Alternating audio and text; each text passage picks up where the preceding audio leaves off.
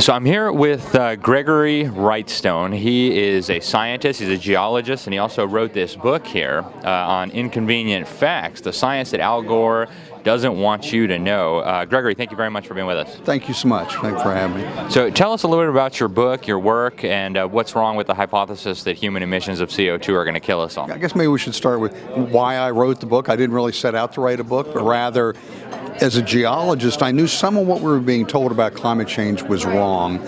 I suspected other things, so really the book was just the result of my own personal search for the truth, and I got just sucked into it. I found some of these really big things were just stated as fact as being so.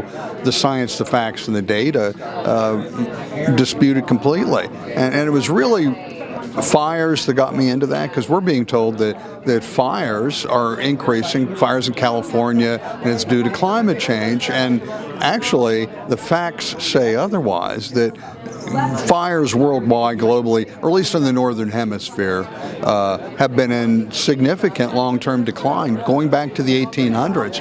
And the experts from the Canadian Fire Service and elsewhere attribute this decline to, you ready for this? Climate change.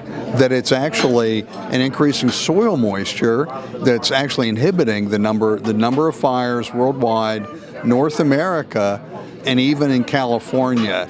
In California, the number of fires declined almost by 50% over the last 30 years, completely contrary to what we're being told. Now, the area burned has increased, which means that each fire is necessarily twice as big and probably a lot more intense, but that's a forest management issue, not a global warming or climate change issue. So that's just one example of they're saying X and the facts say Y, completely different.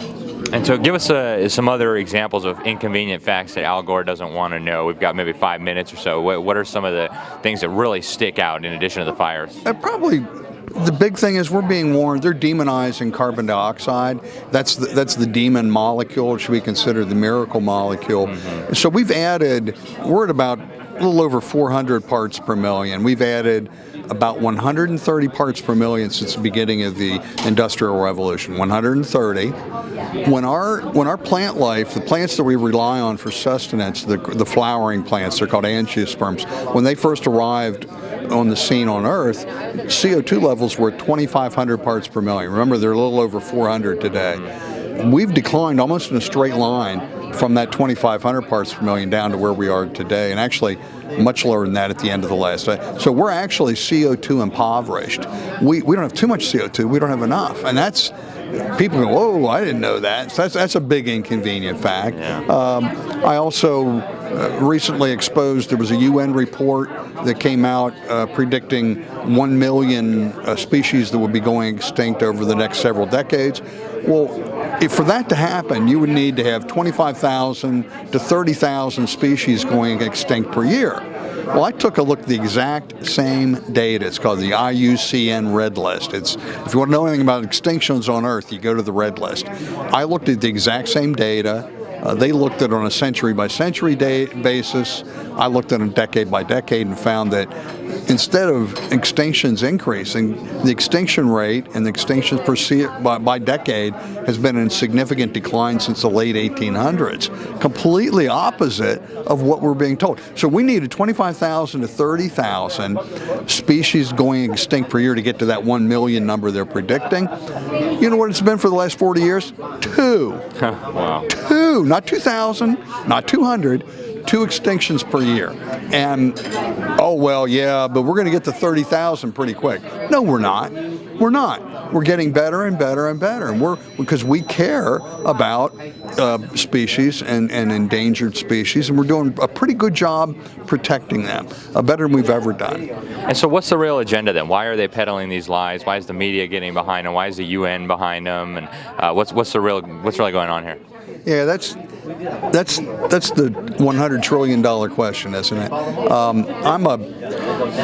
get to ask that a lot, and I turn it around to the people and I say, you know what? You are just as qualified to tell me that as what I am.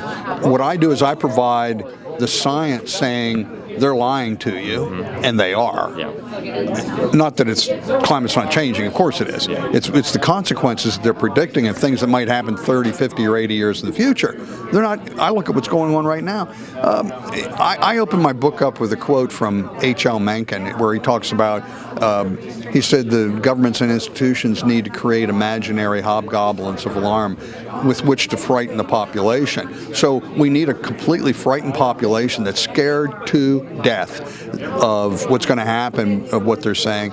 Otherwise, why would we impose economically crippling things like the Green New Deal or Paris Climate Accord? The only reason we would do it, these things would be, when I say economically crippling, it would lead to higher taxation rates, significant higher taxation rate, loss of freedoms. They don't want you driving to Home Depot to pick up a piece of plywood. They want you using mass transit and the like. So this is they need a frightened population. That's why it's a day after day after day barrage of the new catastrophes every day or every 2 days. And where can people get a copy of your book? Yeah, well, you can go to inconvenientfacts.xyz. We've got good information there. I was going to say Amazon, but Amazon's currently sold out today. We had the book was just recently #1 bestseller on Amazon in 5 categories just this past week. They should have it back in stock soon. Maybe by the time your viewers look at this, it'll be back in stock. So Amazon, Barnes & Noble, or inconvenientfacts.xyz. Fantastic. Gary, thank you so much. Thank you.